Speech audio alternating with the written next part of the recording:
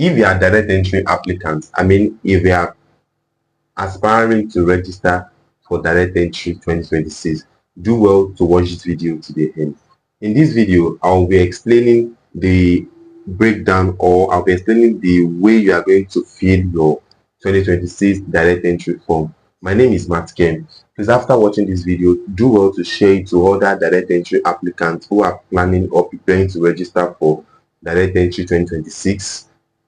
Share this video to them, give us a like thumb and a nice comment, because this is going to guide you and it's going to make you to avoid any error while filling the form. Now, it's no longer a news that DE registration form is going to start March 2nd, 2026, and it's going to end April. So do well to watch this video to the end. Give us a like thumb and a nice comment as well. Now, the form is into 5 different sections. We have the section A, we have section B, and section C. So this is going to be in this particular video. In my next video, which I'm going to label part B, is going to contain section G and section E. So if you, after watching this video and you want the part B video, which will contain the section D and section E, go under the comment section and type you want the part B video which contains section D and E, and I will send you the link immediately.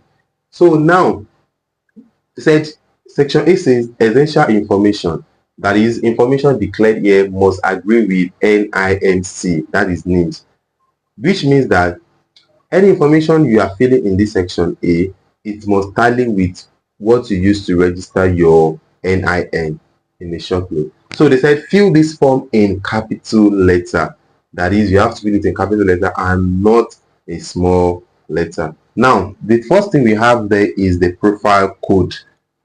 So the profile code is a 10-digit number. Now, how can you generate or get your profile code? You can get a profile code by sending your NIN to 55019. How will you send it? I've made the explanation of how you can generate your profile. The process of how you can generate your profile code. I've explained it in a particular video. If you also want the video of how to generate your profile code, do well to also go to the comment section and let me know that you need the video of how to generate profile code, and I'll send you the link immediately. So after you have watched the video and you have generated your profile code is a 10-digit number. So let me assume my profile code is 208145321. So after you have generated your profile code, then the next thing is your PIN. This PIN is also called ePIN. So this PIN is like the main form money, like is the main amount you are going to use to register JAMB, which is 5,700 naira. Although I've made the breakdown of how the 5,700 naira came to be. So you must get your ePIN before you go to JAMB before you go to JAMB state office. Note that a direct entry candidate can only register at the JAMB state office. Now we have 36 states. In each state we have one JAMB zonal state office. Now let me use that word. So like now we usually have it at the state capital. For instance, if you are in Lagos now, you can see your JAMB zonal office, JAMB state office in Ikeja. If you are in Oyo state, you can see it in Ibadan. If you are in Osun state, you can see it in Osogbo. So it is always in the state capital, the zonal state office for JAMB. So that's only the place you can register your direct entry registration. You cannot register it at CBT center. No, CBT center, this is accredited CBT center. They are not allowed to register direct entry. They are only allowed to register the UTME candidates. All right. So as I've said earlier, this ePIN is 5,700 naira, and then everything is going together and call it ePIN. So that is the main form money you are going to pay. And if you want to vend your ePIN, use the word vend. If you want to vend your ePIN, you can do well to text me on WhatsApp so that I can help you to vend your ePIN. I'm going to use your profile code to vend your ePIN, which is 5,700, as I've said earlier. So after getting your ePIN, then that is when you can now proceed to go to the zonal state office to go and do your remaining registration. Again, the first thing to do is to get your profile code right from your house. Then after profile code, the second thing to do is to also go to, is to vend your EPIN. And after vending your EPIN, then the third thing to do is to walk down to the zonal state office. Just one zonal state office we have in each state. So go to zonal state office for JAMB to go and do your biometric and fill the form. So how will you get this form? When you get to that place, they will give you this form. Like when you get to that zonal JAMB state office, so they will give you this form. So once they give you this form, this is how it's going to look like, and you are going to fill it. Ensure you fill it perfectly. So the PIN is always 16-digit number. Let me assume your PIN is 31424158 3143 and 4278.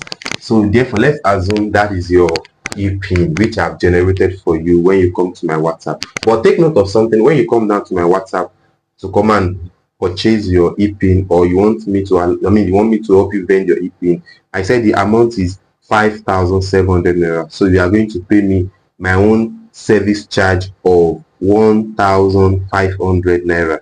So you can do the mathematics together. So after you have gotten your EPIN, then this is your EPIN. So the next thing now is to fill your surname. Let's say my surname is Matken. Ensure that you fill everything in capital letter. Reason why? Because after you are done with filling this form at the JAMB zonal office, like state office, so after you are done filling the form, then they will enter all these things you filled here into their system, and also they will scan, this your, like the form you filled, they will scan it and upload it to your portal. So therefore, JAMB at Abuja, the headquarters, they need to see the form you filled, despite the fact that they have entered the details into the system. So after the surname, the next thing is your first name. So the first name is, so your first name can be tutorial. So that's your first name. Now after first name, the next one is your middle name, and your middle name is Ayomide. For an instance, let's say this. So you already filled your surname, you filled your first name, and also your middle name. And mind you, like I said, all this information here, they must agree with your NIMC. Take note of that. Even basically, when you get to CBT Center, when they pop in this your EPIN, when they enter your profile code, it will pop out all this section A information. Like most of the section A information, like your surname, your middle name, your first name, your nationality, state of origin, and local government, and even your GSM. So it's going to pop out that one automatically. Like that one, it will not be correctable.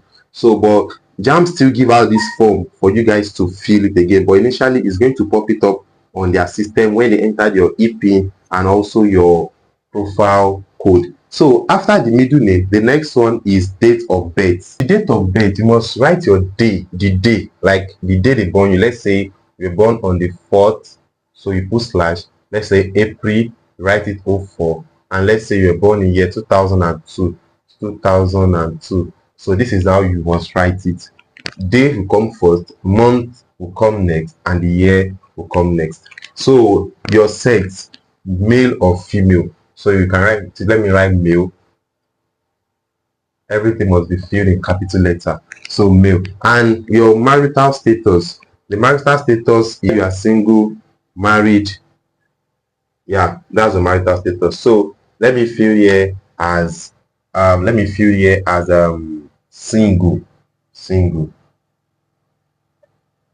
fill here as single. So now the next thing we have there is maiden name if married. So maiden name if married is that if you are married, your previous surname, the surname you are bearing before you got married, that is your maiden name. So let's assume that initially my name was a Matken Tutorial. So when I got married, then my husband's surname is now, let's say, anything else. So your maiden name will be that means your maiden name is going to be your own father, son, your own father name, like that. So that's just it. Again, let's assume that before I got married, my name is Aminat Adebowale, or no, let me say Adebowale Amino. So that Adebowale now, he was my father's name, and my name was and my name is Amina. So when I got married to Bolaji. So you know that my name is going to change to Bolaji Amino. This is basically for female only. So Bolaji Amino. So that Adebowale, which was my father's name, is going to be my maiden name. You know, as a female, when you are feeling as a married female rather, when you are feeling your surname, it has to be your husband name that will be your surname, and your own name will be here. Take note of that. Your husband name will be your surname. So your maiden name will now be the name that the name your father is bearing, like the name, your surname before you got married. That's what we refer to as maiden name. Since you are single, or problem is since I am single here with this form, so my maiden name is nothing. I'll just put dash. So you can just put dash there. So, and the next thing there is the previous name. So the previous name is any legal name you have been given before and you are no longer using that name again. So still the same thing as the maiden name as well, because your maiden name, it was your legal name before. So it was a legal name before, but now you are no longer using it again. So since you don't have, you still write this dash there, or you can write nil, N-I-L in capital letter, or you put this dash there. So after that, the next thing we have is GSM. That is your phone number, your phone number. So in the phone number, it has to be the SIM, like the number you use to generate this profile code. That must be the number you must write there. Although, like I said earlier, when they entered your profile code, also enter your EPIN, it's going to pop out this number immediately. So it is still the same number we are going to write here. So let me say the number is 080. I mean the number I used to generate your profile code, 6843, then 5809. This is also our WhatsApp number. So if you want to get your EPIN, if you want me to help you vend your EPIN, so do well to send a message to this WhatsApp number. Or if you're having issue on how to generate your profile code, you can also send a message to the WhatsApp number so that I can help you to rectify the issue. Okay, so the next thing there is nationality. So the nationality is your, so that's your country and Nigerian, you understand? So everything must be in capital letter. So Nigerian, that's the nationality. And if you are a non-Nigerian, non-Nigerians can also register the, I think in Ghana, they have their zonal state office in Accra, in Syria, in Benin Republic, we have it in Cotonou, and I think I know of that too, and some other Africans too. Yeah, I know of, I'm sure of Ghana, I'm sure of Benin Republic, and even Syria alone, so I'm very sure about that. So the next thing now is state of origin. So the state of origin is, Osun in capital letter. So if my state of origin is Osun, the local government area, so my local government is Ifelodun in capital letter. Take note, Ifelodun. Okay, so after they said take note of that, and they said I have made correction to my biodata at NIMC after my last registration, yes or no. So if you have corrected your NIMC, your NIN, maybe corrected anything on your NIN, let JAMB no. But if it is yes, tick yes. If it is no, tick no. So let me tick no. Yeah. So these are everything for this section A. Now let's move to section B. Section B says other information, and which says that if you are if you have any disability challenges, maybe if you are blind, if you are deaf, if you are albino, if you are, I think it also has if you are a lame, like lame, LAME, or others. There's also others there in the form. So, but I didn't put it here. So we have others too, meaning that if anything is stated here is not disability you are facing, so you can just write it there. But if you don't have anything, just stick on none. So I've marked none. And the next thing here is email address. So this email address, it must also be filled in capital letter. So let's assume that the email address is matkentutorial. So the email address is matkentutorial@gmail.com. It is filled in capital letter. This is also our email address. So in case you want to send any information to us, you can send it directly, use Gmail address. So the next one is contact address.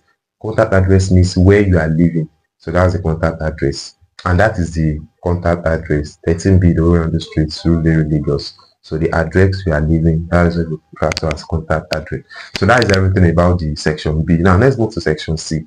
Section C says that choice of institution. And take note of something they said. Note that choice can be like, candidates should take note that choice of institution can be any degree awarding institution. Now there is something special in this direct entry form, is that you only have opportunity to choose just 2 different schools. But for UT, I think those JAMB, by the normal UTN student, they can select 4 schools, but you can only select 2 schools, 2 different schools. Now you have first choice and program of study, also second choice and program of study. Your first choice, you know, it is all we all know that all DE students only want to go to university. So that's what is certain. No any DE student want to go to polytechnic. No any DE student want to go to college of education. No any DE student want to go to Institute of Technology. So all of them want to go to university. So and then no any DE student want to go to school of nursing. It's not possible as per we in this country. So but now I'll be talking based on university alone. So this first choice and program of study must be, or no, don't let me say must be, it should be a federal university. It should be a federal university. But if you don't want to go to federal university, you want to go to private university, you want to go to state university, you can also include it in your first choice program of study. In summary, any university you want to go to, either state, federal, private, that is the one that must be in your first choice. Now, you can now put anyone as the second choice. Now, this is how it works. You can never put private, like private in the first choice, private in the second choice. It's not possible. You cannot put state in the first choice, state in the second choice. It's not possible. But you know, most students really want to go to federal university. So I'll be filling federal university in this first choice. Then I'll be filling state university in this second choice. Some students can go to private university. In a nutshell, a student can only process the first choice. Students can only process first choice. It is only your first choice that you can process. I mean, it is only the first choice that you can process. The second choice is just there for formality, like just there for decoration. You cannot obtain post-screening form or the school you are choosing as your second choice. You cannot obtain the school form after you are done with your registration, when the school form is out, maybe around September or August or whatsoever. So you cannot obtain the school form for your second choice, only your first choice.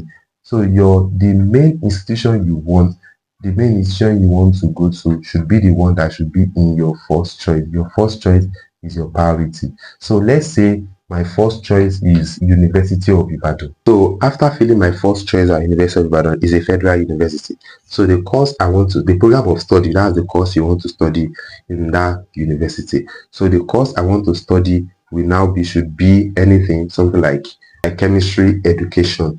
That's the program I want to study at the University of Ibadan. Now for my second choice, like I said, you cannot put federal again, so you can put private or state. So let me put state, and the state I'll be putting is Lagos State University.